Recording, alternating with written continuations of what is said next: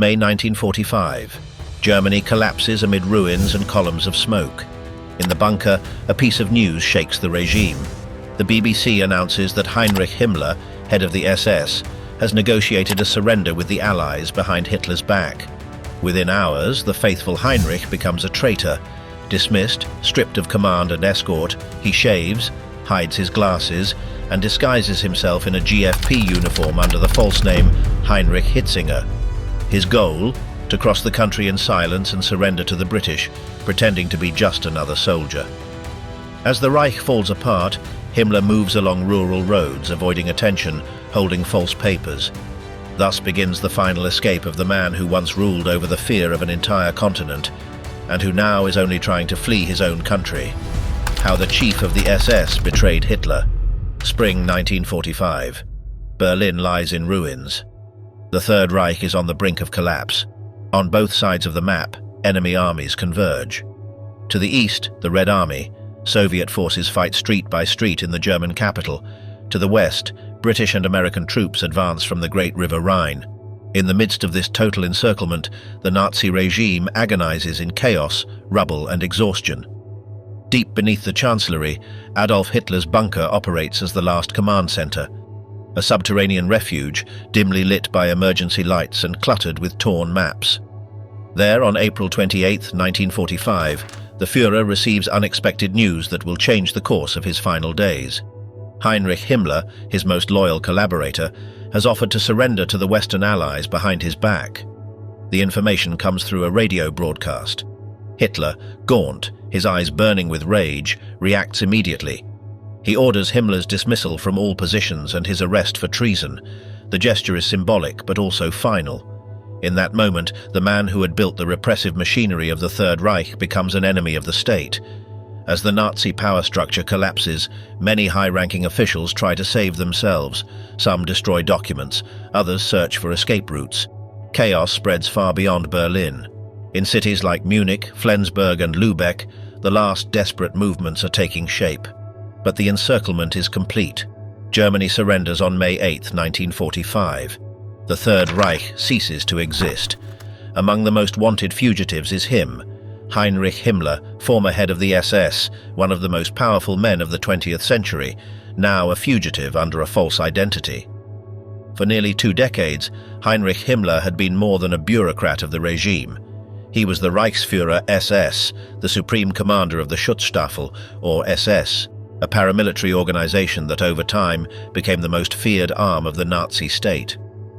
Under his command, the SS controlled the secret police, Gestapo, the concentration camps, and much of the internal intelligence and occupation system across Europe. In 1945, he still held immense power, but he also knew that with the inevitable military defeat would come surrender, trial, and punishment. His name appeared in Allied intelligence reports as one of the principal architects of the extermination system. Alongside Hitler and Goering, he was one of the most wanted men on the planet. Even so, he believed he could negotiate. Through discreet contacts with Count Folke Bernadotte of the Swedish Red Cross and Norbert Masur of the World Jewish Congress, he established a network of humanitarian gestures, releasing prisoners, opening camps. His goal was twofold: to salvage part of his image and to pave the way for a separate peace with the Western powers. But his move came too late, and it was leaked. The BBC exposed the attempt. Within hours, Himmler went from being the faithful Heinrich to an absolute traitor. Hitler ordered his arrest. The new government, led by Admiral Karl Dönitz, also repudiated him. On May 6th, he received a formal letter of dismissal. He no longer had rank, command, or allies. From that moment, he vanished from the political scene and went underground. He shaved off his trademark moustache, abandoned the black SS uniform, and disguised himself as an ordinary sergeant of the German Field Police, GFP. He adopted a new name, Heinrich Himmler, and his escape began. Heinrich Himmler, Himmler's false identity. In 1945, Heinrich Himmler was the architect of the most feared security apparatus in Nazi Germany. Since his appointment as head of the SS in 1929, he had transformed a small personal guard of Hitler into a state within the state. Through the consolidation of power, the SS absorbed functions of intelligence, repression, concentration camp administration, and enforcement of racial policies. Under his direction, the extermination system known as the Final Solution was structured. His operational imprint appeared in appointments, directives, personnel selection, unit deployments, and ideological backing. In Allied reports, his name was listed among the direct perpetrators of the crimes committed. Internally, he cultivated an image of coldness, order, and authority. He avoided direct confrontations with Hitler, but had managed to position himself as indispensable. He controlled the Gestapo, the state secret police, the Kripo, criminal police, and the SD, SS intelligence service. His influence reached every structure of the Third Reich. Despite this concentration of power, in the final months of the war, he began to distance himself from the most fanatical core. As military collapse loomed, the Reichsführer initiated talks with outside figures. On April 20, 1945, he met in Berlin with Norbert Masur, who represented the World Jewish Congress in Sweden. That meeting resulted in the release of thousands of women from the camps, including Jewish prisoners. Days later, on April 24th, a second key meeting took place in Lübeck, this time with Count Folke Bernadotte of the Swedish Red Cross. In that conversation, Himmler implied that Hitler was completely incapacitated and that he, as the legitimate authority, could negotiate the partial surrender of the Reich. The messages sent to the British and American governments were rejected. There would be no peace without total surrender, and certainly no deals with one of the most wanted men in Europe. The reaction inside Hitler's bunker was immediate. Within hours, Himmler was stripped of all his positions. Hitler signed the order from his bunker, where he was still drafting his political testament. In that document, he made his rejection explicit. Himmler, he wrote, had betrayed the absolute trust placed in him. Now, without position or protection, Himmler tried to approach the new government established in Flensburg, led by Admiral Karl Dönitz. He was not welcomed there either. On May 6, 1945, he received a letter signed by Dönitz, confirming his dismissal and exclusion from any state function. The beginning of the escape, May 11, 1945. Himmler leaves the Flensburg area accompanied by two trusted officers. They wear the uniforms of the Geheime Feldpolizei, the German army's field police, a unit responsible for security in occupied territories. They carry false identification papers. Himmler, now calling himself Heinrich Himmler, has erased all traces of his public identity. No mustache, no glasses, a blue overcoat, and a small bandage on his left cheek. He walks like any other non-commissioned officer. They move along rural paths far from the main routes. They avoid stations, tunnels, or railway crossings. The infrastructure in northern Germany is in ruins. Bombed roads, destroyed bridges, trains out of service. The landscape is a sequence of half-empty villages, horse-drawn carts, and columns of liberated prisoners. For several days they advance on foot. They sleep in barns, sheds, or abandoned buildings. They avoid contact with civilians. Their meals consist of stale bread, shared soup, and leftover military rations. Silence dominates the nights. Fear hides in every glance. Any encounter with patrols could be fatal. Himmler is tense. He tries to hide it, but fails. He keeps his head down, answering briefly if someone speaks to him. He takes refuge in his role as a demobilized soldier. His companions act as though they barely know him. There are no deep conversations, only short orders and discreet gestures. The group approaches the region of Bremen, in northwestern Germany. It is territory under British occupation. Surveillance has intensified. Mobile checkpoints patrol towns and country roads, stopping every man of military age. British intelligence has established 3 levels of priority: war criminals, senior officers, and local collaborators. The SS rank highest on the list. In a village near Bremerwörde, Himmler decides to change direction. They seek to cross a river using an abandoned footbridge. They encounter a small group of former soldiers, also in disguise, who point out less guarded routes. The group alters its course. Dark forests, endless fields, barely legible maps and markings on trees serving as their only guide. One morning, in an abandoned farmhouse, one of the companions mentions for the first time the idea of surrender. "Better we do it ourselves than wait to be captured," he says. Himmler does not answer. He just stares at the dirt floor, hands in the pockets of his coat. The plan remains the same. Reach a British checkpoint and surrender under a false identity, hoping to pass as a low-ranking prisoner. May 21st. By mid-afternoon, the group reaches the outskirts of Bremerwörde. The sky is overcast. The air smells of moisture and mud. The crossroads ahead is blocked by a British checkpoint. 2 soldiers, helmets and rifles in hand, guard an improvised barrier. A small hut serves as a registration post. Himmler walks in third position. His 2 companions go first. Brief greetings, papers in hand. The documents have the correct format, but the paper is too new. The British officer in charge examines them silently. He looks at the men, then at the papers, and asks them to wait. When it's Himmler's turn, the soldier repeats the protocol.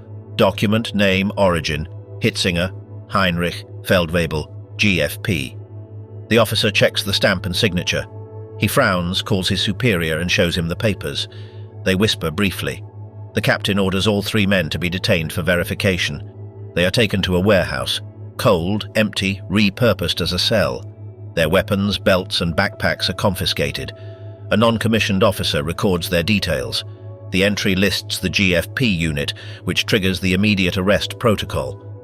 Since early May, any member of the GFP or SS must be interrogated by intelligence personnel. Inside, the atmosphere is tense. Himmler says nothing. He stares at the ground, avoiding eye contact. He is given a blanket, a piece of bread, and some water. His companions are placed in the same room but are forbidden to speak. A small window overlooks the yard outside, where other prisoners stand in line to be processed. That night, the British officer in charge writes a preliminary report. 3 prisoners with suspicious documents. 1 shows signs of nervousness and avoids contact. Origin, GFP unit. Status, in custody. The next day, the group is transferred to temporary prisoner camp number 031 in Barnstedt. There begins a new phase, formal interrogation. Still under a false identity, Himmler is now in Allied hands. What happens in the next few hours will depend on his ability to maintain the lie or face total exposure. Pursuit and identification, May 22, 1945. Prisoner camp number 031 in Barnstedt, just a few kilometers from Lüneburg. The building, an old rural school converted by the British, houses hundreds of German prisoners.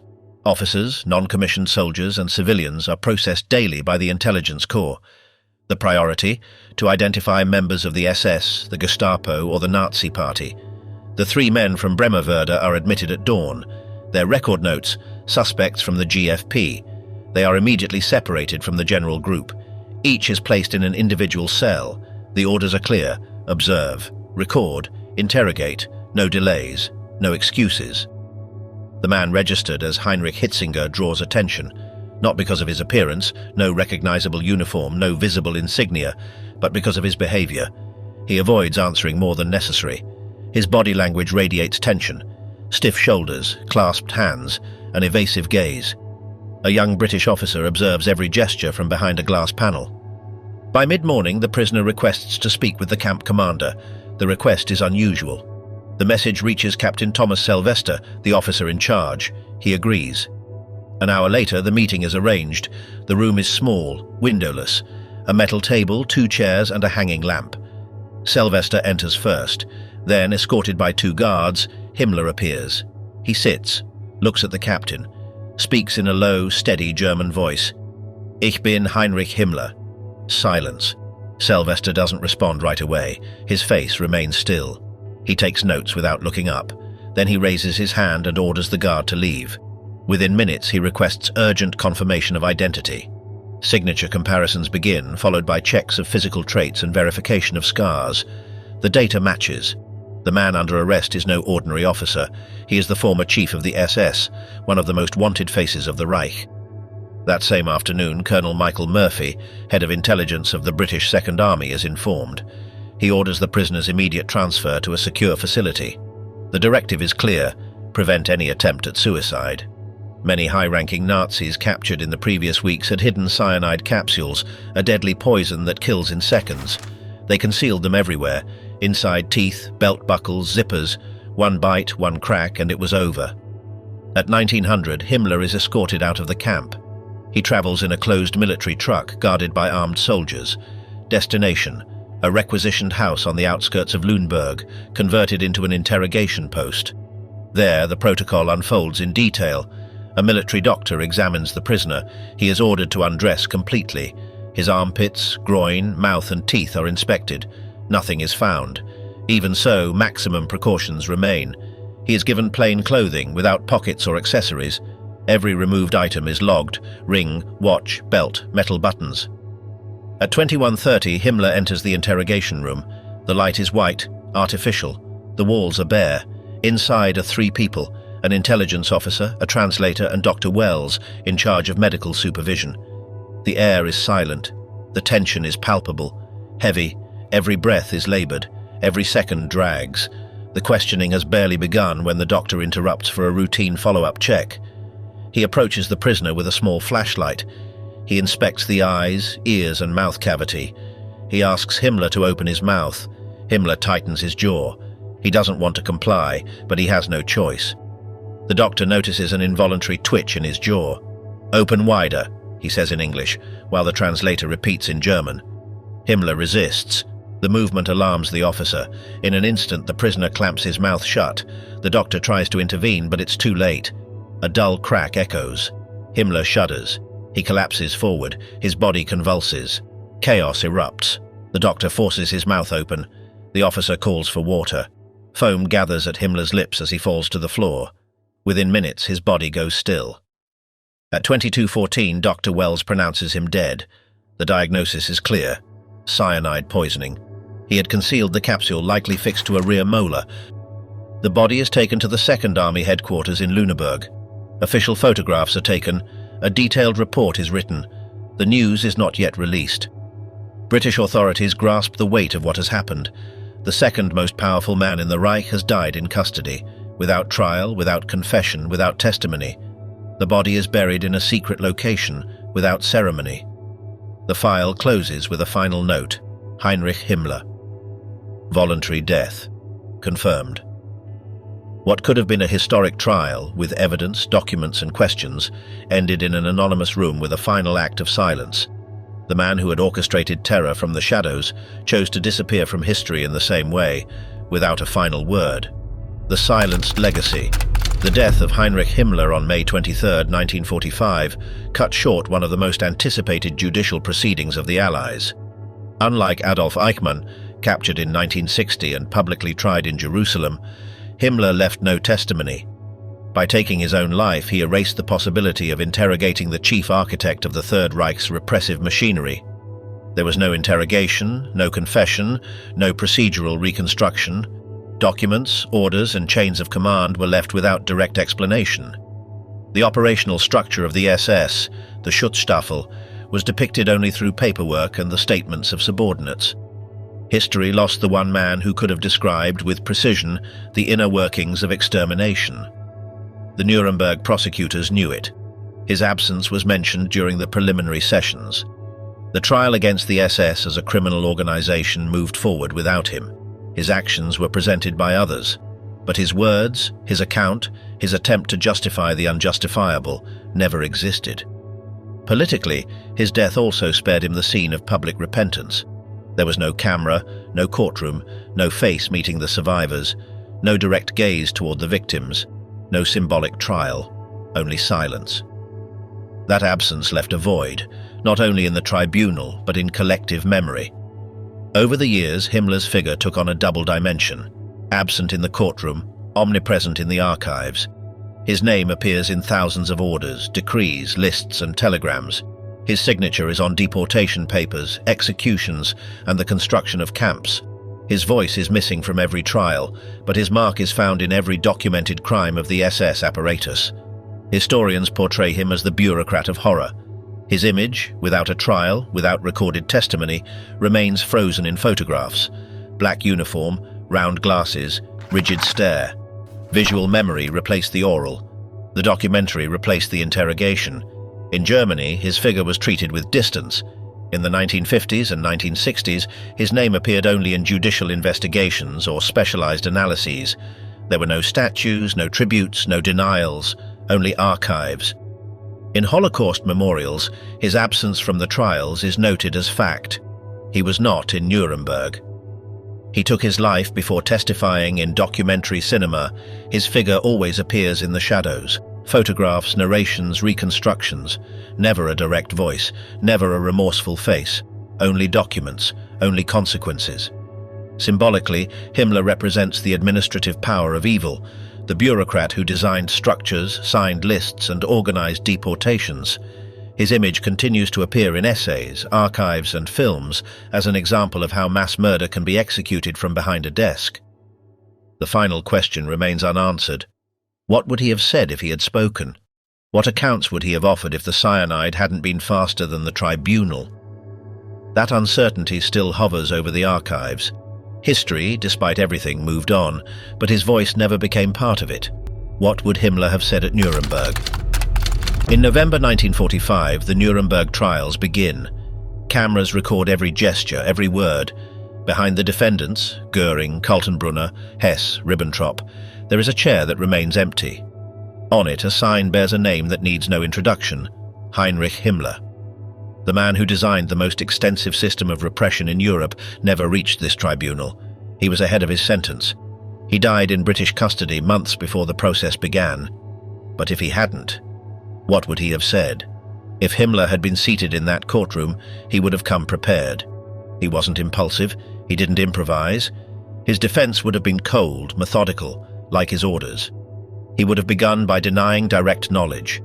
He would have claimed his role was administrative, that he never personally ordered a crime, that he signed general reports without knowing their specific content. He would have presented the RSHA, the Reich Main Security Office, as a coordinating institution, not an executing one. He would have tried to shift responsibility to Heydrich, his collaborator who died in 1942. He would have said the system ran on inertia, that orders multiplied beyond his control. Perhaps he would have cited the generals who claimed they were just following orders, or echoed Göring's words. "We were only obeying orders." His tone would have been administrative, almost clinical. He would have turned crime into statistics, calling deportations evacuations, executions special measures, and concentration camps re-education centers. He would have defended his creation, the SS, as an instrument of order, not of extermination. The SS was the highest example of discipline and obedience in wartime, he would have said. He would argue that the Gestapo acted under emergency laws approved by the German state itself, and that his duty was to maintain the internal cohesion of the Reich. Without the Gestapo, Germany would have fallen into chaos before 1939. And when prosecutors reminded him of his Posen speech, those infamous words, "We are eliminating the Jews, exterminating them," he would try to reinterpret them. He would claim he was speaking about traitors, not an entire people. The man who built a language for extermination would now use it to erase meaning. Himmler would not have shouted. That wasn't his style. He would have answered every question precisely, without emotion, like a witness.